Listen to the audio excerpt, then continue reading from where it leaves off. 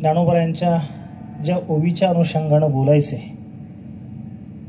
ती ओवी आहे, पैसूर सहाय शिळू लोक लालन लिळू प्रणत प्रतिपाळू हा खेळू जयाचा. ग्रंथराज ज्ञानेश्वरीच्या 12व्या अध्यायाच्या समारोपाच्या प्रसंगातली ही ओवी आहे. मागच्या वर्षापासून हा परिवर्तन कीर्तन महोत्सव इथं संपन्न होतोय आणि यात अभिनव संकल्पना म्हणून सकाळच्या सत्रात माझ्या माहितीप्रमाणे ज्ञानेश्वरीच्या निरूपणाची सेवा इथं सुरू आहे. यावर्षी 12वाचा अध्याय आहे. 12व्या अध्यायाची ज्ञानगंगा इथं प्रवाहित होत असताना या ओहळानं तीरात जाऊन मिळणं आणि एकरूप होणं यापेक्षा वेगळं काही नको याकरता म्हणून या 12व्या अध्यायातल्याच ओवीचा काहीसा विचार जेवढा मला जमेल तेवढा म्हणण्याकरता इथं मी उद्युक्त झालोय. आता 12वा अध्याय भगवद्गीता पूर्ण झाली आहे, 20वा श्लोक संपलेला आहे. मात्र ज्ञानेश्वर महाराज त्या श्लोकाच्या नंतर अध्यायाची परिसमाप्ती करण्याच्या निमित्तानं जे काही बोललेले आहेत त्यापैकी असणारी ही एक ओवी आहे. कृष्ण आणि अर्जुनाचा इथं संवाद झाला आणि हा भक्तियोग म्हणजे भगवद्गीतेच्या दृष्टीनं हा भक्तियोगाचा असणारा अध्याय आहे. ज्ञान, कर्म आणि उपासना ही 3 कांड म्हणजे भगवद्गीता आहे. तर ज्ञानेश्वर महाराजांच्या पूर्वी जे काही आचार्य मंडळी झाली, अगदी श्रीमदाद्य शंकराचार्यांनी सुद्धा ज्ञान, कर्म आणि उपासना ह्या 3 गोष्टींची वर्गवारी करताना एक गणिती पद्धत वापरली. गीतेचे अध्याय 18 त्याला भागिले 3 केलं की उत्तर येतं 6. म्हणून 9वी पर्यंत सर्वमान्य असणारी ही गोष्ट होती की 6 अध्याय कर्माचे, 6 अध्याय उपासनेचे, 6 अध्याय ज्ञानाचे. ज्ञानेश्वर मात्र अशा ठोकळ तपशिलात शिरणारे नाहीत. अत्यंत बारकाव्यानं ज्ञानोबराय गीतेची मांडणी ज्या वेळेला आपल्या पुढे करतात त्यावेळेला शास्त्र प्रवृत्तीचा प्रस्तावना म्हणून ते पहिल्या अध्यायाकडे पाहतात. पुढे कर्माचा विचार सुरू झाल्यानंतर 4थ्या अध्यायाच्या मध्यंतरात कर्माचा विषय पूर्ण करून ब्रह्मार्पणम ब्रह्मवी या श्लोकापासून माऊलींच्या मते उपासना कांड सुरू होतं. ते उपासना कांड या 12व्या अध्यायामध्ये संपतं. 12व्या अध्यायात उपासना कांड पूर्ण झालं. विष्टाच सर्व भूताना या श्लोकापासून ज्ञानेश्वर महाराजांच्या मते भगवद्गीतेच्या ज्ञानकांडाला प्रारंभ होतो आणि 15वा अध्याय पूर्ण झाला की माऊलींच्या दृष्टीने गीता पूर्ण झाली. 16वा आणि 17वा हे 2 अध्याय ज्ञानेश्वर महाराजांच्या दृष्टीनं पुरवणी अध्याय आहेत आणि 18वा अध्याय ही एक अध्यायाची स्वतंत्र गीता आहे. मी याच्या अधिक तपशिलात शिरत नाही, पण 12वा अध्याय हा ज्ञान आणि उपासना या कांडांचा जोड असणारा अध्याय हा ज्ञानेश्वर महाराजांच्या दृष्टीने. ज्या ओवीच्या अनुषंगानं आपल्याला इथं आज बोलायचं या निमित्तानं त्या ओवीमधून गीतेमध्ये काय सांगितलं हा विचार सांगितलेला नाही. म्हणजे ज्ञानेश्वरीकडे पाहायचं झालं तर गीतेत असलेली ज्ञानेश्वरी आणि गीतेत नसलेली ज्ञानेश्वरी ह्या 2 बाबी जर पाहायच्या झाल्या तर गीतेमध्ये नसलेला विचार कुठे कुठे ज्ञानेश्वरीत आला त्यापैकी हा भाग.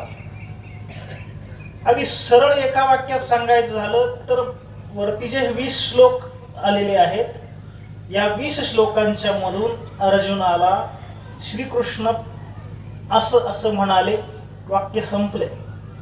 पण कोण श्रीकृष्ण, त्या श्रीकृष्णांची जी विशेषणं ज्ञानेश्वर महाराजांनी दिलेली आहेत त्या विशेषणांच्या असणाऱ्या ह्या काही ओव्यात त्यातली ही एक ओवी. म्हणजे साहित्याच्या दृष्टीनं निवेदनाची शैली जर पाहायची झाली तर मुळात ज्ञानेश्वरी हा तशा अर्थानं स्वतंत्र ग्रंथ नाही. माझं बोलणं पुढे लक्षात आहे. याचा मूळ ग्रंथ जो 700 श्लोकांचं महाभारतामधलंच आलेलं एक प्रकरण ती म्हणजे श्रीमद भगवद्गीता आहे. भगवान व्यासांनी हे लिपिबद्ध केले. त्याच्यावरती ज्ञानेश्वर महाराजांनी केलेलं हे भाष्य त्याला वार्तिक म्हणायचं, भाष्य म्हणायचं, त्याच्या तपशिलातही मला आत्ता शिरायचं. म्हणजे ही ज्ञानेश्वरी आहे. याच्यामध्ये संवाद जर पाहिजे झाले किंवा एकूणच भारतीय तत्वज्ञान हे आपलं उपनिषद असतील, श्रीमद भागवत असेल किंवा भगवद्गीता असेल, तर हे तत्वज्ञान संवादाच्या माध्यमातून आलेले आहे. दोघांचा संवाद झाला, तो दुसऱ्या दोघांनी कुणीतरी ऐकला, आणि हे चौघजण काय म्हणतात हा असा ते बऱ्याचशा वेळेला त्या संवादांची जर उलगडा झाला नाही तर मग माणसाचा असा मेंदू चक्रावतो. डोकं तिथंच असतं पण मेंदू आतल्यात कधी असा उजवीकडून फिरेल, कधी डावीकडून फिरेल, कसाही फिरू द्यात, पण त्या गमती असतात तशा. यानुसार भगवद्गीतेतल्या संवादाकडे पाहायचं झालं तर तितकी क्लिष्टता नाही जशी भागवतामध्ये वाटते, जशी की एखाद्या रामकथेच्या संहितेमध्ये असेल. इथे सरळ सरळ असं आहे की कुरुक्षेत्रावरती जेव्हा कौरव आणि पांडवांच्या युद्धाच्या निमित्तानं सर्वजण एकत्र जमले, त्यावेळेला कृष्ण आणि अर्जुन यांचा काही संवाद झाला. त्यांचा झालेला संवाद त्याच वेळेला राजवाड्यामध्ये बसून धृतराष्ट्राला संजयानं सांगितला. हे दोन संवाद आहेत.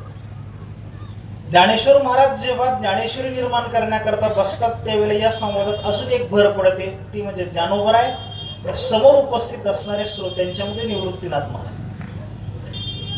मात्र जरा वेळ निवृत्तीनाथ महाराजांसह श्रोते आणि ज्ञानोबराय यांचा संवाद थोडा वेळ बाजूला ठेवा.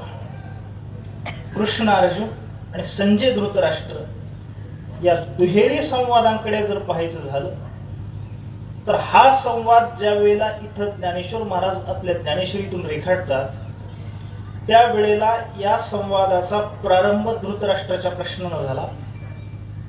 त्याला उत्तर देण्याकरता म्हणून संजयानं बोलायला प्रारंभ केला. त्यातून अर्जुनाचा प्रश्न, श्रीकृष्णाची उत्तर. ह्या चार व्यक्तिरेखा आहेत, कृष्ण, अर्जुन, धृतराष्ट्र आणि संजय. आणि या चार व्यक्तिरेखा भगवद्गीतेत पाहायच्या झाल्या आणि ज्ञानेश्वरीत पाहायच्या झाल्या तर इथं खरी गंमत आहे.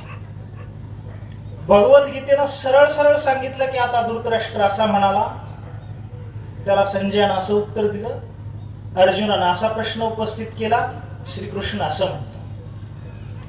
ज्ञानेश्वरीकडे जर पाहायचं झालं तर जरा वेळ साहित्याच्या परिभाषेत पाहायचं झालं तर ज्ञानेश्वरी हे पात्रमुखी निवेदन आहे. साहित्यातलं प्रसिद्ध उदाहरण सांगायचं झालं तर आपल्याकडे ययाती नावाची कादंबरी आहे की ती कादंबरी उघडली की त्याच्यात मग तो कुणी असेल, यती असेल, ययाती असेल, ती शर्मिष्ठ असेल, देवयानी असेल, त्याने एकदा बोलायला सुरू केलं की पुढची 60-70 पानं दुसऱ्याला संधी नसते. लेखक त्याच्यामध्ये उतरतात आणि त्या पात्राचं जे निवेदन आहे ते करत राहतात. हा एक प्रकार झाला. दुसरा प्रकार असा असतो, लिहिणारा तटस्थ राहतो आणि या दोघांचा काय संवाद झाला असं म्हणून लिहितो. आता त्याने असं विचारलं, याने असं विचारलं. ह्या दोघांची सरमिसळ कुठेच होत नाही, आणि ती जर कुठे होत असेल तर त्याचं माझ्याकडे उत्तर ती ज्ञानेश्वरीच होते. ज्ञानेश्वरीमध्ये धृतराष्ट्रही बोलतोय म्हणजे ज्ञानोबराय त्याचं प्रतिनिधित्व करूनही बोलतात, आणि एका बाजूला श्रीकृष्ण, दुसऱ्या बाजूला धृतराष्ट्र, ह्या परस्पर विरोधी दोन टोकांचं निवेदन एकाच ठिकाणी करणं याकरता ज्ञानोबरायच असावे लागतात. हे होत असताना एक सुवर्ण मध्य साधून इकडेही न ढळणं तिकडेही न ढळणं याकरता जी सतसत विवेक बुद्धी असावी लागते. जगाच्या पाठीवर त्याचं एक प्रातिनिधिक आणि आदर्शभूत उदाहरण फक्त माझे ज्ञानेश्वर महाराज आहेत, दुसरं कोणी नाही. आणि म्हणून आता धृतराष्ट्र म्हणून मला काय वाटतं हेही ज्ञानेश्वर महाराज सांगतात. त्याला उत्तर देण्याच्या निमित्तानं संजय म्हणून माझं काय उत्तर आहे हेही ज्ञानेश्वर महाराज सांगतात. अर्जुनाच्या निमित्तानं, आता प्रश्नाच्या निमित्तानं अर्जुन म्हणून मला काय वाटतं हेही ज्ञानोबराय बोलतात. श्रीकृष्ण म्हणून त्याला उत्तर देतात. गंमत पुढे, ह्या चौघांचं बोलूनही आपलं ज्ञानोबा पण ते एक अबाधित ठेवतात, आणि ते अबाधित ठेवून धृतराष्ट्राविषयी मला काय वाटतं, संजयाविषयी मला काय वाटतं, श्रीकृष्णाविषयी मला काय वाटतं आणि अर्जुनाविषयी मला काय वाटतं याचा एक स्वतंत्र अधिकार ते अबाधित ठेवतात. आणि जिथे जिथे संधी मिळेल तिथे तिथे तो ते व्यक्त करतात. आणि मग आपल्या अंतःकरणात असणारा धृतराष्ट्राविषयीचा द्वेष सुद्धा ते प्रकट करतात. संजयाच्या निमित्तानं संजयाला स्पष्ट बोलण्याची मुभा नाही, कारण शेवटी मालक आहे, चुकलेला हे समजतंय. प्रत्यक्षात गीतेतला संजय बोलला का नाही बोलला माहित नाही, पण ज्ञानेश्वरीतला संजय मनातल्या मनात त्याला आंधळा म्हणतो, म्हातारा म्हणतो, नोहे नोहे तो रेडा म्हणतो. हा ज्ञानेश्वरीतला. भगवद्गीतेतला धृतराष्ट्र एकच श्लोक बोलला आणि शांत बसला. ज्ञानेश्वरीतला धृतराष्ट्र वारंवार बोलत राहिला. तो संजयावरती रागवत राहिला. हे तुला विचारलं नसताना हे का तू सांगतोयस, याकरता ही विशेषता ज्ञानेश्वरीची आहे. होत राहील. ज्ञानेश्वरीतला अर्जुन स्वतंत्र आणि ज्ञानेश्वरीतला श्रीकृष्ण हे स्वतंत्र आहे. श्रीकृष्ण या व्यक्तिरेखेचे वेगवेगळे आयाम आहेत, त्या दोन्ही अंगाने घ्या. मुळात म्हणजे काय, काल अवघा भारत आपला राममय होऊन गेला, पण राम आणि कृष्णाकडे पाहताना एक मानवीतेची जी चौकट राम प्रभूच्या चरित्राला बसलेली आहे ती बसलेली, पण कृष्ण चरित्र पाहायचं झालं तर ती चौकट अनेक वेळेला मोडलेली आहे. ते सांगायचं म्हटलं तरी सुद्धा त्या अलौकिकत्वाचं प्रतिपादन केल्याशिवाय पुढे जाता येत नाही.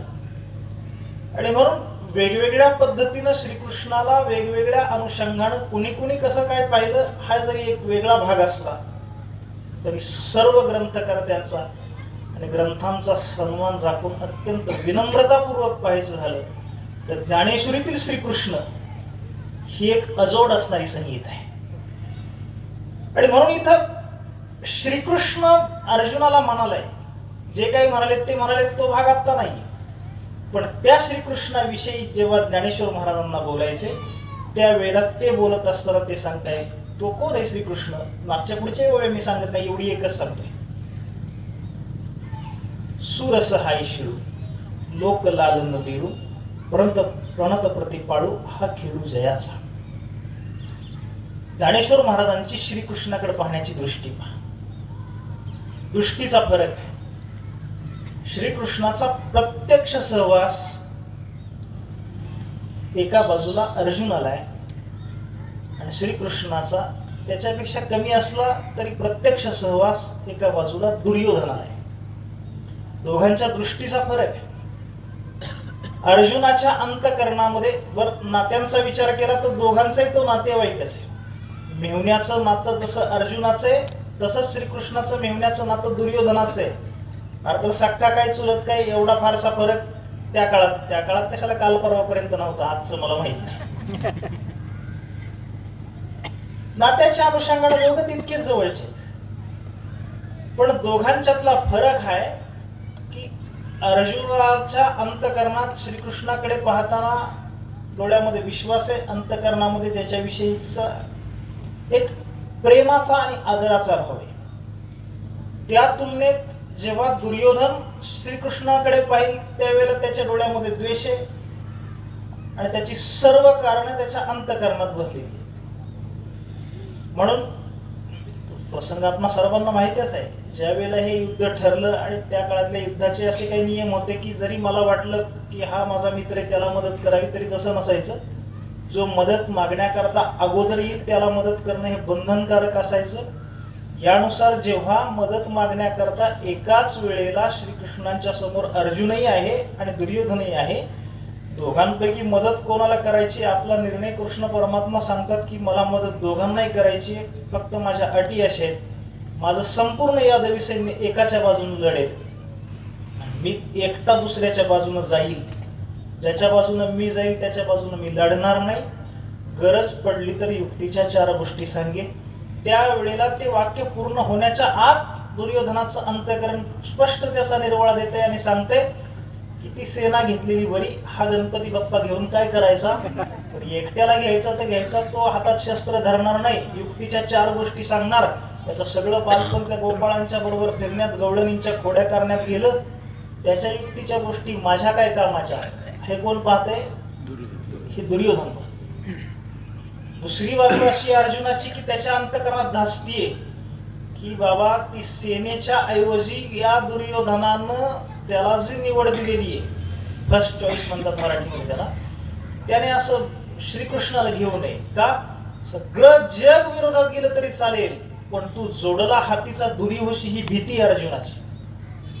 2 म्हणजे कृष्णाकडे पाहण्याची अर्जुनाची आणि दुर्योधनाची जी दृष्टी आहे याच्यामध्ये हे इतकं अंतर आहे, महद अंतर आहे. आता ज्ञानेश्वर महाराजांची श्रीकृष्णाकडे पाहण्याची दृष्टी आणि अर्जुनाची श्रीकृष्णाकडे पाहण्याची दृष्टी याचा थोडा वेळ विचार करून आपण दोन वाक्य. ज्ञानेश्वर महाराज श्रीकृष्णाकडे पाहतात त्यावेळेला ते ज्या नजरेनं पाहतात त्या नजरेनं अर्जुन दरवेळेला पाहिलंच असं नाही. तुम्ही म्हणाल कुठे? चौथा अध्याय काढा ना. चौथ्या अध्यायामध्ये अर्जुन असं सांगतोय, म्हणजे श्रीकृष्ण परमात्मा असं म्हणाले की अर्जुना, आता मला जे तत्वज्ञान तुला मी सांगणार आहे तर तत्वज्ञान मी पूर्वी सूर्याला सांगितलं, मग त्याने इक्ष्वाकुला सांगितलं, मग ते पुढे परंपरेनं ते सुरू झालं.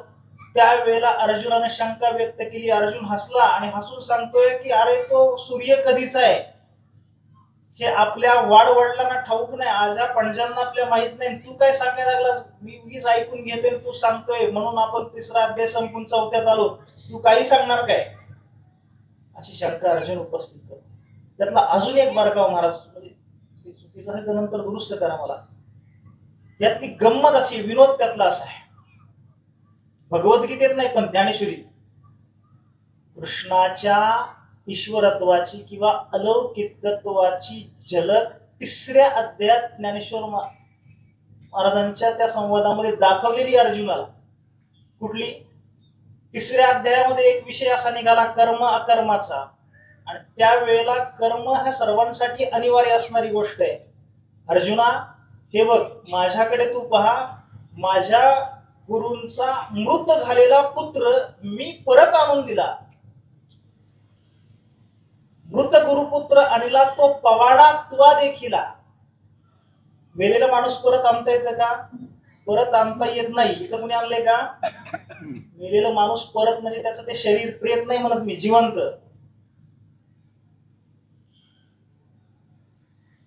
त्या आपल्या गुरुच्या पुत्राला परत आणले.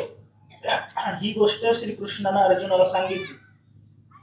हे ऐकूनही अर्जुन परत प्रश्न करतोय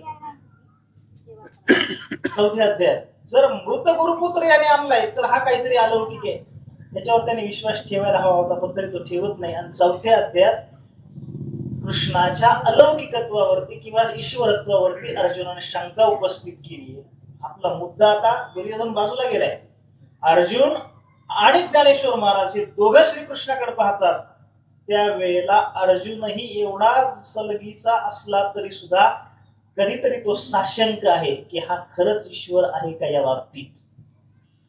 ज्ञानेश्वर महाराज ज्या वेळेला श्रीकृष्णाकडे पाहतात त्यावेळेला ते श्रीकृष्णाकडे पाहताना एक पूर्ण पुरुष म्हणून पाहतात. आता हे वाक्य जर कुणी ऐकलं तर म्हणेल यात काय नवल आहे, श्रीकृष्णाकडे पाहताना पुरुष म्हणून न पाहता मग काही बाई म्हणून पाहिल का? मुद्दा यातला असा आहे, यात मी पूर्ण पुरुष असा शब्द प्रयोग केला किंवा त्याला पुरुषोत्तम म्हणतात, किंबहुना पुरुष या शब्दालाच त्याच्यामुळे आकार आहे.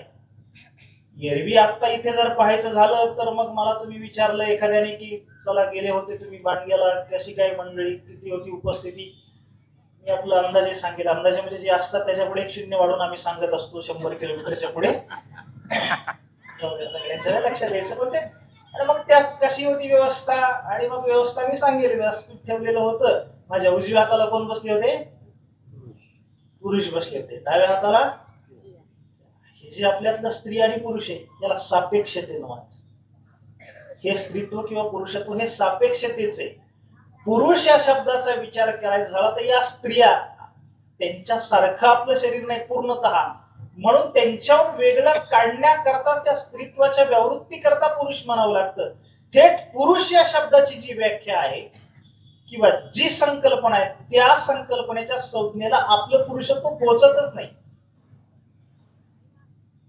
म्हणून अगदी स्पष्ट बोलायचं झालं तर मला थोडी क्षमा करा या शब्द प्रयोगांबद्दल, पण पूर्ण रीतीनं स्त्री आणि पुरुषांचं शरीर जर पाहायचं झालं तर 50% अधिक शरीर यष्टी स्त्री आणि पुरुषांची आपल्याकडे सारखीच आहे. तशा अर्थानं सर्व स्त्री आहेत. आपण पुरुष कोण आहे? पुरुष फक्त एकच आहे. म्हणजे वृंदावनातला एक प्रसंग सांगितला जातो, नेहमी ऐकलेला. जीव गोस्वामी नावाचे एक महात्मे वृंदावनात राहते आणि मीराबाईंचा दुकान आहे. एके दिवशी मीराबाई दर्शनाकरता वृंदावनात गेल्या. दर्शनाला गेल्यानंतर 4-2 दिवस त्यांचा मुक्काम वृंदावनात राहिला. त्यावेळेला या वृंदावनात असणारे कुणी भगवत भक्त महात्मे यांची दर्शनं घ्यावी, त्यांच्या भेटी घ्याव्यात असं त्यांना वाटलं. तर मोठ्या माणसाचं सगळं आखीव रेखीव असतं, सगळं ठरलेलं, त्यानुसार मग मधून चालत यायचं म्हणतं वगैरे.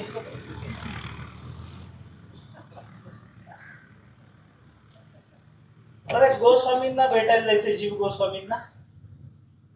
डायरेक्ट कसं जायचं म्हणून त्यांची वेळ घेतली पाहिजे, परवानगी मागितली पाहिजे. याकरता मीराबाईंनी निरोप पाठवला की अशी राजस्थान प्रांतातून आलेली मीराबाई, तिला आपलं दर्शन हवं. जेव्हा मीराबाईंचा निरोप आला त्यावेळेला एक नकाराचं पत्र एका चिठ्ठीवरती त्या जीव गोस्वामींनी लिहिलं. त्याच्यावरती त्यांनी असं लिहिलं की माझ्याविषयी आपल्याला असलेला जो आदर आहे त्याचा मी सन्मान करतो, मात्र मी आपल्याला भेटू शकत नाही, मला माफ करा. माझा नियम आहे, मी स्त्रियांना दर्शन देत नाही. ते पत्र वाचलं. त्याच कागदाच्या पाठीमागून मीराबाईंनी निरोप लिहून दिला, महाराज बरं झालं आपण सांगितलं की आपण पुरुष आहात. या क्षणापर्यंत मी असं समजत होते की या वृंदावनात श्रीकृष्णचंद्र हा एकच पुरुष आहे. बरं झालं मी आपल्याला दर्शनाला आले नाही, कारण श्रीकृष्णचंद्र सोडता इतर पुरुषांच्या दर्शनाची अभिलाषा ही मीरा बाळगतच नाही. ज्या वेळेला त्यांनी ते पत्र पाहिलं, भेटायची परवानगी नाही, ते स्वतः आले आणि मीराबाईंना त्यांनी दंडवत घातला. माझा मुद्दा असा आहे की पुरुषत्वाचा विचार करायचा झाला तर पूर्ण पुरुष हा फक्त कृष्ण परमात्मा आहे. या पुरुष या भूमिकेमधून ज्ञानेश्वर महाराज त्याच्याकडे पाहतात आणि काय त्याची कार्य प्रणाली आहे ते सांगताना या ओवीमध्ये 3 निकष सांगितले. सूर सहायशीळू, लोकन लाल लिळू, प्रणत प्रतिपाळू हा खेळू जयाचा. सरळ ओवीचा अर्थ असा आहे, सूर म्हणजे जे देव आहेत त्या देवांना सहाय्य करणं हा ज्याचा स्वभाव आहे. सूर सहायशीळू, शीळ म्हणजे स्वभाव, एक देवांना सहाय्य करणं. इंद्रादिक जे देव आहेत, गंधर्व असते, स्वर्गात ही सगळी व्यवस्था पाहणारे जगात, त्या देवांना सहाय्य करण्याचा स्वभाव. लोक लालन लिळू, त्रैलोक्याचा परिपालन करणं ही ज्याची लीला आहे. आणि प्रणत प्रतिपाळू हा खेळू जयाचा, आपल्याला जे शरण आलेले असतात त्या शरणागतांचा प्रतिपाळ करणं हा ज्याचा खेळ आहे. एक सांगितलाय स्वभाव, दुसरी सांगितली लीला आणि तिसरा सांगितलाय खेळ. स्वभाव काय? देवादिकांना मदत करणं. देवादिकांना म्हणजे सुरांना. सूर शब्दाचा अर्थ आहे देव, आणि त्यालाच हा उपसर्ग लागला की असुर असा शब्द तयार होतो. त्याचा अर्थ अर्थातच होतो राक्षस. मग हा श्रीकृष्णाचा स्वभाव ज्ञानेश्वर महाराजांच्या दृष्टीने असा आहे की सुरांना म्हणजे देवांना मदत करण्याचा, सहाय्य करण्याचा. देवांना सहाय्य करणं याचा सरळ सरळ व्यतिरेकांना अर्थ काढायचा झाला तर असुरांना असहकार करणं हा त्याचा अर्थ. मग प्रसंग जर पाहायचा झाला तर आपल्याकडे जेव्हा याचे अनेकविध प्रसंग सांगता येतील इंद्र देवादिकांना सहकार्य करण्याचे, पण प्रातिनिधिक स्वरूपात एक उल्लेख करायचा झाला तर ज्या वेळेला समुद्र मंथनाचा प्रसंग आहे. अर्थात समुद्र मंथनाच्या प्रसंगाची पीठिका अशी आहे की सूर सहाय म्हणताना सूर म्हटलं की पहिल्या देवाचं नाव इंद्र असं घ्यावं लागतं. तो देवांचा अधिपती राजा. तर एके दिवशी इंद्र रस्त्यानं जात असताना, ऐरावत हे त्याचं वाहन आहे, हत्तीचं नाव आहे ऐरावत, त्या ऐरावतावरती बसून चाललेलं आहे आणि रस्त्यानं समोरून दुर्वास ऋषी आहेत. त्यावेळेला हा देवांचा राजा समोर आलेला आहे म्हणून त्यांनी त्याच्याविषयी आदर प्रकट करण्याकरता एक फुलांचा हार त्याला अर्पण करण्याकरता घेतला. दुर्वास समोरून आलेले आहेत. त्यावेळेला तो खाली तर उतरला नाही पण वाकलाही नाही. रस्त्यानं जाणाऱ्या दुर्वासांच्या हातातली फक्त ती माल हार त्यांनी असा घेतला आणि त्यांच्या समोरच आपल्या गळ्यात धारण करण्याकरता किंवा जवळ ठेवण्याकरता ज्या हत्तीवरती बसला होता त्या हत्तीच्या सोंडेवरती त्यांनी अशी हार टाकून आता आपण दिलेला हार आपल्या समोर असा त्याने फेकून दिला, हा देणाराचा अपमान आहे. आणि दुर्वासांचं जे म्हणजे आपल्या भारतीय ऋषी परंपरेत वैशिष्ट्य जर सांगायची झाली तर क्रोधामध्ये प्रसिद्ध असणारे ऋषी म्हणून दुर्वासांकडे पाहिजे. त्यांना ते पाहवलं नाही आणि मग त्यांनी इंद्राला शाप दिला की एवढा जर मदोन्मत्त झालाय की या प्रत्येक फुलामध्ये लक्ष्मी आहे, या लक्ष्मीचा तू अपमान केलायस तर माझं सोड, पण या लक्ष्मीच्या अपमानाचा बदला तू दरिद्री होशील. आणि मग राजा दरिद्री झाला. म्हणजे मुख्यमंत्र्याचा राजीनामा हा मंत्रिमंडळाचाच राजीनामा असतो. हे महाराष्ट्रातल्या लहान मुलाचे आता पाठ झाले. आता राहिलेले दिवस व्यवस्थित निघावेत म्हणजे झालं, पुन्हा पुन्हा त्याला सामोरं जायला. म्हणून इंद्राचं दारिद्र्य हे सर्व सुरा मंडळींचं म्हणजे देवाधिकांचं दारिद्र्य, आणि ते दारिद्र्य झाले याचा फायदा असुरांनी उठवला. राक्षसांनी मग स्वर्ग जिंकून घेतला आणि सगळ्या देवाधिकांना हाकलून लावलं. इंद्र राजाच राहिला नाही. काय करावं? मग सर्व देवाधिकांनी परमात्म्याची शरणागती स्वीकारली आणि प्रार्थना केली काय करावं. त्याकरताचा युक्तिवाद असा केला की असं करा, सुर आणि असुरांमध्ये हे होऊ द्या, भांडण होऊ द्या, युद्ध होऊ द्या, आणि ते युद्ध करून मग त्यांच्या ताब्यात असणारा स्वर्गलोक जिंकून घ्या. पण लढाई आणि निवडणूक याच्यात कोणत्या वेळेला काय होईल सांगता येत नाही. त्यांच्या बरोबर युद्ध करायचं, पण त्या युद्धात आपण जिंकूच असे कशावरून. तेव्हा युद्धात जिंकण्याकरता आपल्याकडे काहीतरी रसायन अद्भुत असावं, याकरता आपण समुद्र मंथन करून त्या समुद्रातून अमृत काढून ते अमृत देवांना तुमच्याकडे राहू द्या. त्या अमृताच्या भरोशावरती तुम्ही परत ते युद्ध जिंका. पण आता समुद्र मंथन करायचे तर त्यावेळेला आता जे शत्रू आहेत त्यांचंही सहाय्य घेणं पडलं. त्यांच्याबरोबर देवांनी मैत्रीचं नाटक केलं आणि मग ते वासुकीचा तो दोरी केली, 15 चाळाची ती रवी केली आणि ते समुद्र मंथन झालं.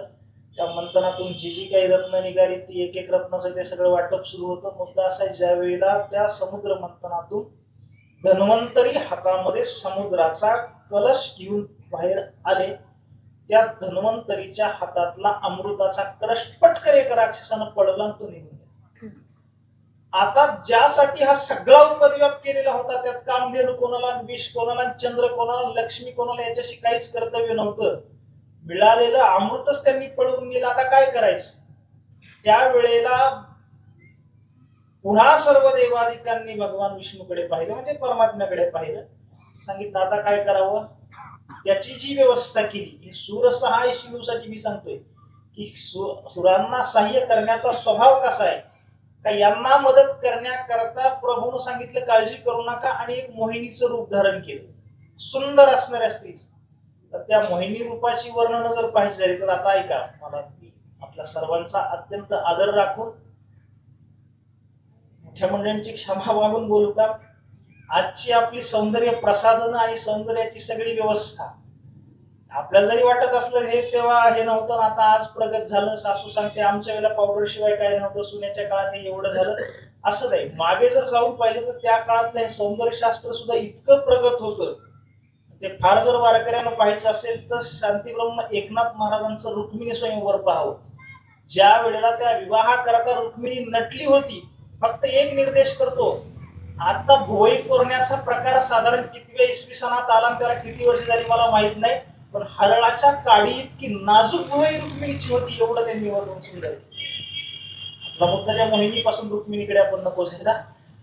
रुक्मिणी पती ज्या वेळेला मोहिनी झालाय त्यावेळेला त्यांनी अत्यंत सुंदर असणारं ते रूप धारण केलं. त्याच्या नखशिकांत ते सर्व सौंदर्याचं वर्णनही पौराणिक ग्रंथात भारतीय तत्वज्ञानात आपल्याकडे उपलब्ध आहे. आणि हे सुंदर रूप धारण करून त्या असुरांच्या गोटामध्ये ज्या वेळेला तो एक जण कडा घेऊन पडाला, तर देवांच्या कडून तर त्याने हिसकावूनच नेलं, पण तिकडे नेल्यानंतर आपल्या भाऊबंधांना सुद्धा देत नव्हता. आणि म्हणून तो कलश त्याच्या हातात होता, पण त्याच्यात असलेलं अमृत कोणालाच मिळत नव्हतं. सगळी वडावड तिथं सुरू होती. त्या सगळ्या कोलाहलामध्ये ही मोहिनी तिथे गेली. नुसती मोहिनी नाही म्हणायचं, त्याला विश्व मोहिनी म्हणायचं. तिथे गेली आणि मग त्या सर्वांनी तिच्याकडे पाहणं सुरू केलं. ती आता कशा पद्धतीने केली असेल ठुमकत वगैरे मला माहित नाही. कोल्हापुरात मी काय वेगळं सांगावं, तुमच्यापासून तर ते फार आमच्या नारायणगाव पर्यंत आलं. जाऊ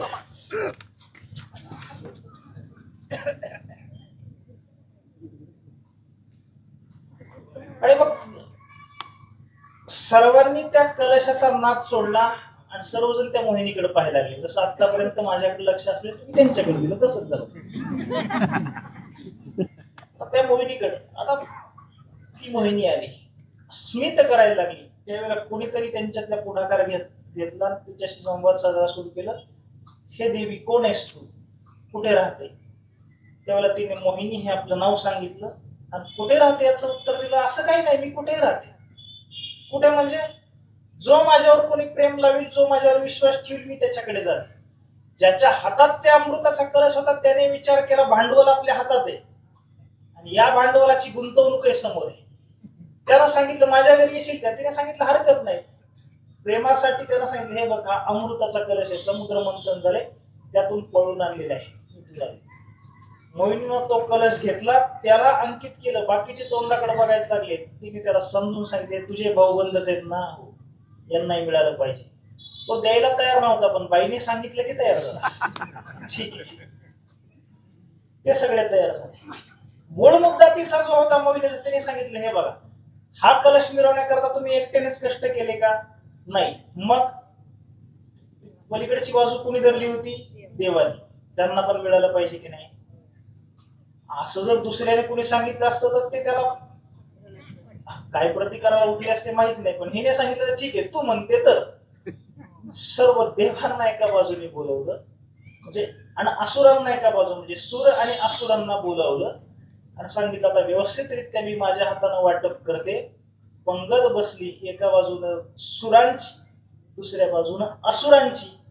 असुरांकडून मोहिनीनं मिळवलंय पण सर्व असुरांना जमा केलं बाजूला जाऊन. ते म्हणजे जेव्हा आता एकच चेंडू राहिलेला असतो, 6 धावा अपेक्षित असतात, त्यावेळेला ते सगळे एकत्र येतात. कोणत्या भाषेत आणि काय बोलतात मलाही माहित नाही.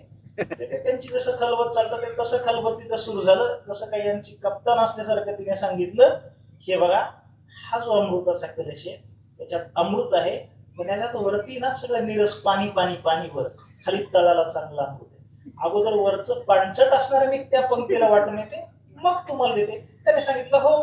त्यांची पंगत तिकडे बसली आणि इकडे मग सर्व देवांना ते अमृत वाटत वाटत घडा जवळपास संपत आला. बाजूला असलेल्या इकडे असुरांच्या पैकी राहू आणि केतू ह्या दोघांना काहीतरी शंका आली. ते तिकडे जाऊन बसले पण इथपर्यंत अमृत आलं होतं. तोपर्यंत सुदर्शनानं मुंडकं उडवलं, खालचं धड पडलं. पण हेच पुढे ग्रहांच्या मध्ये त्यांना स्थान मिळालं. चंद्रानं आणि सूर्यानं सांगितलं होतं की हे पलीकडच्या पंक्तीत आलेले आहेत, त्यांनी आपली चाहडी केली म्हणून कधीतरी त्या चंद्राला आणि सूर्याला ग्रहणाच्या निमित्तानं ते येत असतात. माझा मुद्दा आता इतकाच आहे, मला तो कथाभागही सांगायचा नाही. पण कृष्णाचा स्वभाव ज्ञानेश्वर महाराज सांगतात. काय स्वभाव आहे त्याचा? सुर सहायशीलू. तो सुरांना म्हणजे देवांना मदत करण्याचा त्याचा स्वभाव आहे. आणि म्हणून या सुरांना मदत करताना असुरांच्या विरोधात काहीही राजकारणाची पातळी गाठायची वेळ आली तरी सुद्धा तो गाठतो, करतो, त्याचा स्वभाव आहे. ज्ञानेश्वर महाराज सांगतात पहिलं त्याचा हा स्वभाव. दुसरं काय त्याचा निकष आहे? दुसरं वर्णन आहे लोक लालन लिळू. लोक शब्दानं त्रैलोक्याचा अर्थ घ्यायचा. लालन म्हणजे पालन करणं आणि ते पालन करणं ही त्याची लीला आहे. लीला कशाला म्हणायचं? लीला म्हणजे ज्याच्या कार्यकारणाचा संबंध असेलच असं नाही, जी गोष्ट अगदी सहज केली जाते, ज्याच्याकरता कुठलेही आवर्जून कष्ट करावे लागत नाहीत. लीला शब्दाला आपल्याकडचा दुसरा शब्द सांगू का? म्हणजे जरी जास्त अंतर असलं तरी मी पश्चिम महाराष्ट्रातलाच आहे, इकडं म्हटलं जात असेल ते काम का? अहो ते त्याला कशाला, याला सांगा. त्याला का? त्याच्यानं पटकन होईल. हे काम म्हणजे त्याच्या डाव्या हाताचा म्हणतो ना आपण अगदी सहज. त्याला काय नाही, ते जाता जाता अगदी सहज काम करेल, त्याच्यासाठी वेगळे कष्ट नाहीत. त्याला लीला म्हणायचं. मी आपल्या व्यावहारिक भाषेत बोलतो. ही देवाची लीला आहे. काय लीला आहे? या त्रैलोक्याचं पालन करणं ही त्याची लीला आहे. अगदी सोपं. लीलया तो त्याचं पालन करतो. त्यावेळेला या जगताचा तो नियंता आहे. कशा पद्धतीनं नियंता आहे? कारण तेत एक नियंता ईश्वर राहो हे जे त्याचं वर्णन आहे, या वर्णनात ती त्याची लीला आहे. त्रैलोक्याचं पालन कर. उपनिषदांच्या परिभाषेत जर पाहायचं झालं, मागे काही दिवसापूर्वी आपल्याकडे उत्तर भारतामध्ये एक शिळा सापडली. शिळा म्हणजे एक दगड, त्याच्यावरती काही चित्र काढले. तेव्हा त्या चित्राचा अर्थ नेमका काय आहे ह्याकरता त्या भारतीय पुरातत्व विभागानं ती शिला जगभरातल्या सगळ्या इतिहास तज्ञांकडे फिरवली. इथे काही हडप्पा मोहनजोदडो सारख्या काही संस्कृती होत्या, त्यातल्या काही उत्खननाचा तो अवशेष आहे का वगैरे, पण जगभरातल्या तज्ञांनी त्याच्यावरती अभ्यास केला, पण त्याची काही संगती कुठेच लागली नाही. शेवटचा प्रयत्न म्हणून ती शिळा काशीतल्या विद्वानांकडे पाठवली की बघा याची संगती तुम्हाला काही लागते. त्यावेळेला एका सभागृहात ती शिळा ठेवली, विद्वानांची सभा भरली, अवघ्या काही मिनिटात त्या विद्वानांनी निर्वाळा दिला हे कुठल्याही ऐतिहासिक घटनेचे अवशेष नाहीत, उत्खननाचे अवशेष नाहीत, तर भारतीय उपनिषदांमध्ये असलेला एक सिद्धांत चित्ररूपानं त्या शिळेवरती रेखाटलाय.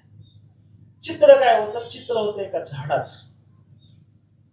ते झाड फळांचं होतं, त्याला फळं लागलेली होती.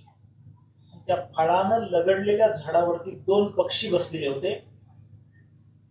एक पक्षी त्या झाडाची फळं खात होता आणि दुसरा खाणाराकडे पाहत होता. त्याचा अर्थ असा आहे, ते जे झाड आहे, तो जो वृक्ष आहे, तो आहे संसार वृक्ष. त्या संसार वृक्षाला लागलेलं फळ ते आहे कर्माचं फळ. खाणारा जो पक्षी तो आहे जीव, पाहणारा जो पक्षी तो आहे ईश्वर. त्याला बाकी काय करायचं नाही, फक्त पाहत राहायचं. कसं खायचं तू खा, त्यात तो अडवत नाही. तो पक्षी म्हणजे दुसरं तिसरं नाही, आपलं चाललंय. हात मिळालेले, मिळालेल्या हाताने समोर कोणाला नमस्कार करायचा का उभा राहायचा. बोलण्याकरता वाणी मिळालेली आहे, कधीतरी हातात ज्ञानेश्वरी घेऊन ओव्या गायच्या, शेजारी ते बाजूला ठेवून शेजारणीला शिव्या द्यायच्या, आपलं आपण ठरवायचं. फक्त तो पाहतोय हे शहाण्यानं विसरायचं नाही. हे फक्त पाहणं की त्याची लीला आहे, आणि ज्याने जसं केलेलं आहे त्यानुसार त्या कर्माची त्या जीवाला पुढची गती, त्याच्यात न्याय्य भूमिकेत राहणं, ही जी त्याची कामगिरी आहे, याला ज्ञानेश्वर महाराज सांगतात लोक लालन लिहू. या पद्धतीनं त्रैलोक्याचं काय करतोय, तो पालन करतोय. आणि तिसरा कृष्ण परमात्म्याच्या वर्णनाचा या ओळीतला मुद्दा आहे की प्रणत प्रतिपाळू हा खेळू जयाचा, शरण आलेल्याचा सांभाळ करणं हा त्याचा खेळ आहे. आता ह्या दोन गोष्टीतला बारकावा पहा. त्रैलोक्याचं पालन करणं आणि शरण आलेल्याचा सांभाळ करणं. वाक्यरचना पाहिली तर दोघात काय, दोघांचा सांभाळच करायचा आहे. पण दोघांचा सांभाळ करायचा असला तरी याच्यात असं आहे की ईश्वराचं अस्तित्व मान्य असणाऱ्यांचाही तो सांभाळ करतो, त्याचं अस्तित्व नाकारणाराचाही तो अस्तित्व म्हणजे त्याचा तो सांभाळ करतो. ही त्याची लीला आहे. तुम्ही किती ओरडत बसा, किती ओरडत बसा, ते कोणातरी साहित्यिकाविषयी सांगतात, देव नाही या विषयावरती त्यांनी तासभराचं व्याख्यान दिलं. कुणीतरी त्यांना विचारलं, वा कालपर्यंत मी फार देवाला मानत होतो, पण सर तुमचं व्याख्यान ऐकलं फार प्रभावित झालो, आता गेल्या गेल्या सगळे देव मी काढून गंगेत टाकतो, फार प्रभावित झालो. किती सुंदर बोलता हो तुम्ही, काय तुमच्या बोलण्याला. जेव्हा त्या बोलण्याची स्तुती ऐकली, सर सहज बोलले, काय देवाची कृपा ते देणार तुमच्या. दोन्ही बाजू म्हणजे ते तुम्ही किती गजब त्याच्या नावाने करा, ते म्हणजे नाण्याची अ आणि ब त्या दोन्ही बाजू असू द्या, पण दोघांनाही भुकेची वेळ राखणं. आणि त्या वेळेला अगदी ज्ञानोबांच्या भाषेत सांगायचं झालं तर मग त्याने खडे जरी शिजायला टाकले तरी अमृताचे तांदूळ त्यात तयार करून देणं ही त्याची लीला आहे. जाऊ दे, त्यासाठी त्याला काही फरक पडत नाही. सर्वांचा तो सांभाळ करतोच, भक्तांचाही सांभाळ करतो, अभक्तांचाही सांभाळ करतो, ही त्याची लीला आहे. मग साधा प्रश्न माणसांचा असा असतो, आम्ही भक्ती करूनही तो आमचा सांभाळच करणार आहे आणि भक्ती न करता इतरांचाही सांभाळच करणार आहे, मग आमच्या भक्तीला अर्थ काय? त्या प्रश्नाचं उत्तर म्हणजे ही ओवी. चांगलं वागूनही तेच फळ मिळणार, वाईट वागूनही तेच फळ मिळणार, आणि चांगलं वागण्यात कष्ट असतील तर मग कशाला कष्ट घ्या, आम्ही वाईटच वागू. तसं नाही. चांगलं मागण्याचं अतिरिक्त फळ काय असेल तर त्या भगवत भक्तीचं फळ पुढे ज्ञानोबा सांगतात, प्रणत प्रतिपाळू हा खेळू जगाचा. वाक्यात शब्दाचा बारकावा सर्वांच्या नाही लक्षात येतात, पण जे ऐकतात ते तरी ध्यानात घ्या. लालन असा एक शब्द आहे आणि प्रतिपालन असा दुसरा शब्द आहे. लालन शब्दाचा समानार्थी शब्द पालन आहे, पण प्रति हा उपसर्ग जोडलाय. प्रति म्हणजे विशेष, प्रतिपालन. पण प्रतिपालन कोणाचं आहे? प्रणत म्हणजे जे शरण आलेले आहेत त्यांचं. सांभाळतं काय? उठल्यानंतर 2 घास अन्न त्याला देणं आणि त्याला एक निवारा देणं आणि निसर्गाची सगळी योजना राखणं, त्या योजनेचा लाभ घेणं. पडलेल्या पावसाचा लाभ पाण्याचा सर्वांनाच मिळेल, त्यानं दिलेल्या सूर्याचा प्रकाश सर्वांनाच मिळेल. सर्वांना मिळालं, हे चांगल्याला मिळालं, वाईटाला मिळालं. ह्यात सुरही आले ना असुरही आले, मग परत तिथे नाही सर. पण प्रणत प्रतिपाळू शरण आलेल्याला एक विशेष वागणूक कोणाची आहे? तर ती विशेष वागणूक देणं हा त्याचा खेळ आहे. मगाशी ज्या वेळेला मी ते सांगितलं होतं उदाहरण, त्या पक्षाच्या रूपानं ईश्वर म्हणून तो बसलेला, जसं ज्याचं कर्म आहे त्यानुसार ती स्थिती आहे. पण शरण आल्यानंतर ती स्थिती बदलण्याचं सुद्धा व्रत त्यानं घेतलेलं आहे किंवा ते सामर्थ्य त्याच्याकडे. उदाहरणच जर सांगायचं झालं तर सुदाम देवाचे. सुदाम म्हणजे ईश्वर म्हणून ज्या वेळेला ते पाहतात तर सुदाम देवा तुझं जे कर्म आहे त्या कर्मानुसार तुझं दारिद्र्य ठरलेलं. पण प्रणत प्रतिपाळ सुदामदेव जर शरण आले तर शरण आल्यानंतर त्या शरणागतीनं काय दिलं ते त्याला ज्ञानेश्वरीतल्या ओव्या सांगता येतील सगळ्या. पण ते मोरोपंतांचं एक वचन आहे आपल्याकडे, ऋणपरिमुष्टी पोहे त्याच्या व्याजात हे मन दिरीते, मुदलात मुक्ती देणे हे कोणे सावकारीची रीती. काय घेऊन आला शरण? फक्त उष्टी पोहे घेऊन आले. त्या पोह्याचं ऋण आहे आणि मग ते जे ऋण आहे ते कर्ज आहे, तर त्या व्याजामध्ये त्याला मुक्ती दिली आणि मुदलामध्ये त्याची नगरी सोन्याची केली. लोक लालन लिणू म्हणत असताना त्याची जी परिस्थिती त्या परिस्थितीत बदल केला नसता. पण प्रणत प्रतिपाळ हा त्याचा खेळ असल्यामुळे तो शरण आला, तर शरण आल्यामुळं त्याचं ऐहिक जीवन त्यानं अत्यंत सुखकर केलं. हे करणं हा त्याचा खेळ आहे.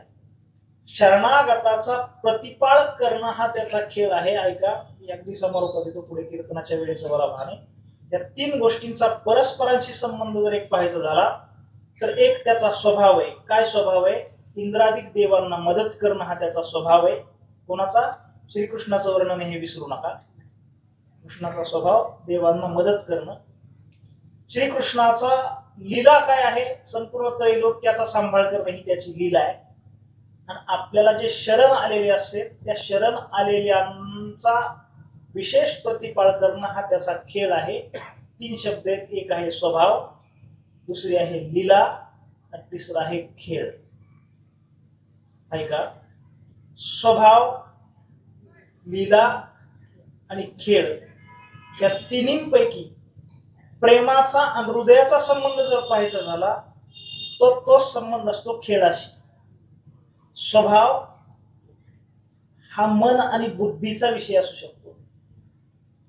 लीला हा त्याच्या सर्वांगीण सामर्थ्याचा विषय असू शकतो. खेळ हा मात्र त्याच्या हृदयाचा विषय असतो. खेळ त्याच गोष्टीचा खेळला जातो जो आपल्याला आवडतो तोच. त्याची आवड नाही तो खेळला जात नाही. आणि आवडीच्या खेळात रात्र निघून गेली तरी सुद्धा त्याचं भान राहत नाही. भल्या भल्यांची उदाहरणं आहेत, त्यात तुमची माझी कशाला आहे. याचा खेळ कोणता आहे? आपल्याला शरण आलेल्यांचा सांभाळ करणं हा त्याचा खेळ आहे. अजून जर यांचा प्रथम भावना किंवा सापेक्षतेने विचार करायचा झाला तर प्रसंगानुरूप स्वभाव बदलू शकतो. एखादा प्रसंग आहे त्याच्या त्या स्वभावात नाही, पण पुढे प्रसंग आला, स्वभाव बदलला. लीलेचा विचार करायचा झाला तर त्या लीला सुद्धा प्रसंगानुसार बदलू शकतात. पण खेळाचा विचार करायचा झाला तर खेळाचा एक नियम असतो, त्या नियमात बदल करण्याचा कुठलाही कोणाला अधिकार नाही. कुठलाही एखादा खेळ घ्या, ते कबड्डी असू द्यात, सूरपारंब्या असू द्यात, नाही तर अगदी त्या आता फक्त ते मोबाईलवर बोलतात पोरं खेळतात, त्याला माझ्याकडे काहीच आता निकष नाही, त्याला कुठले नियमही नाही आणि ते आपल्या पिढीत नव्हते.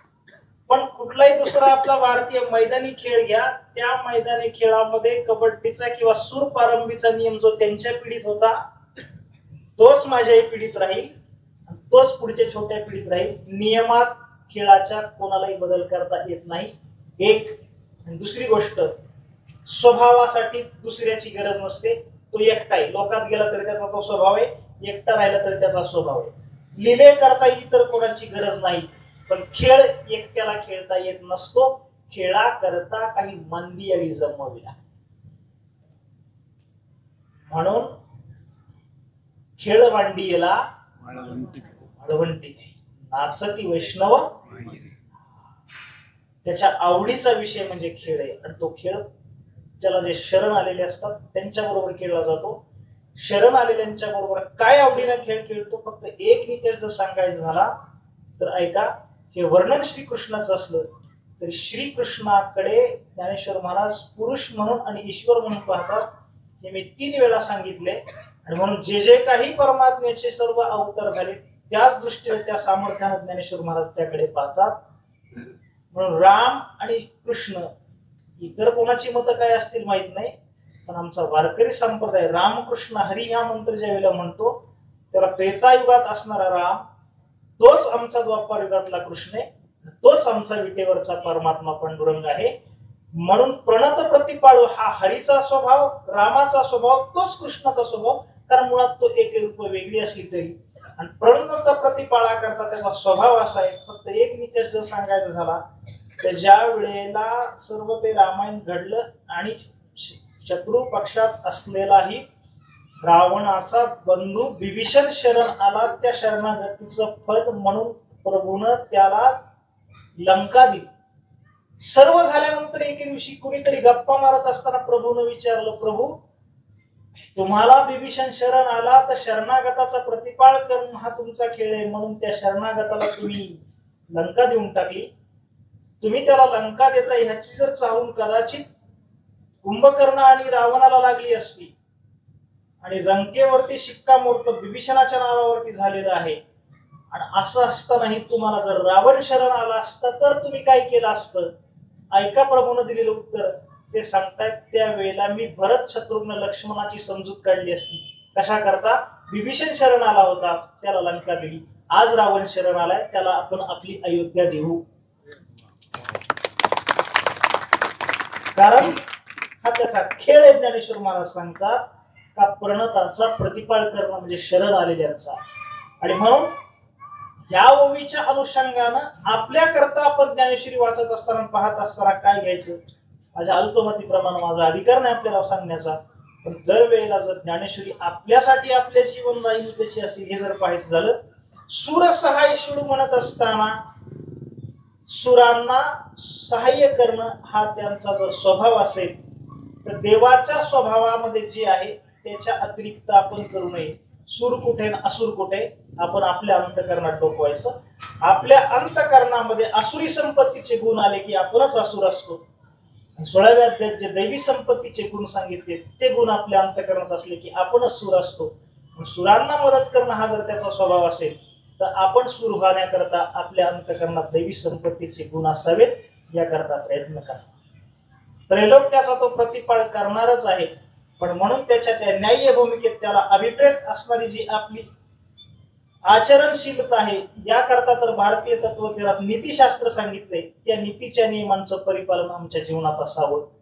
आणि त्याचा जो खेळ आहे अत्यंत आवडीनं खेळलेला, तर त्याच्या खेळियांमध्ये सहभागी होण्याकरता जीवनाच्या अव्यवहित पूर्वकाली कधीतरी असा क्षण जीवनात यावा. कृष्ण परमात्म्याचा खेळिया आपण व्हावं. जसा खेळिया नामदेवांनी वर्णन केलं त्यात भले भले खेळी आहेत, त्यात मी एक का नसावं याकरता केला जाणारा प्रयत्न म्हणजेच आपण आपल्या वेष्टी असणाऱ्या परमार्थाच्या जेव्हा साधना दिशा करत असतो त्या वेष्टी साधनेचा कधीतरी समष्टी सोहळा व्हावा. आणि याकरता म्हणून आपल्या या परिसरात कार्यरत असणाऱ्या परिवर्तन गुरुकुलाच्या माध्यमातून मागच्या वर्षापासून संपन्न होत असणारा हा आपला कीर्तन महोत्सव, याकरताही याचं आयोजन आहे.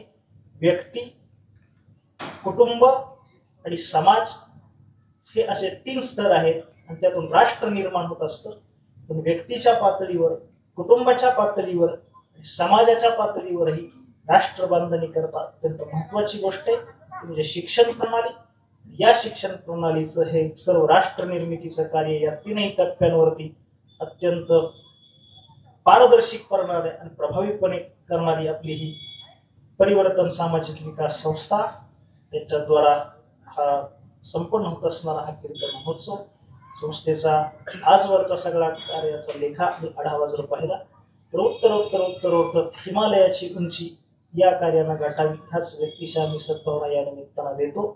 माझे परमस्नेही आणि या परिवर्तन परिवाराचे एक अत्यंत महत्त्वपूर्ण असणारे घटक आदरणीय सचिन महाराज पवार यांच्याद्वारा हे इथं येणं झालं. माझ्या तोडक्या मोडक्या या वाणीमध्ये ज्ञानोबरायांच्या ओळीच्या अनुषंगानं मला काही बोलता आलं. यानुसार माझी ही झालेली मोडकी तोडकी सेवा प्रभूच्या चरणी समर्पित करून वाणीला या ठिकाणी विराम देऊन पुढे कीर्तना करता सर्वांना अवसर मिळावा याकरता आपण थांबूया. पुंडलिक वगैरे विठ्ठल श्री ज्ञानदेव तुकाराम हरिनाथ भगवान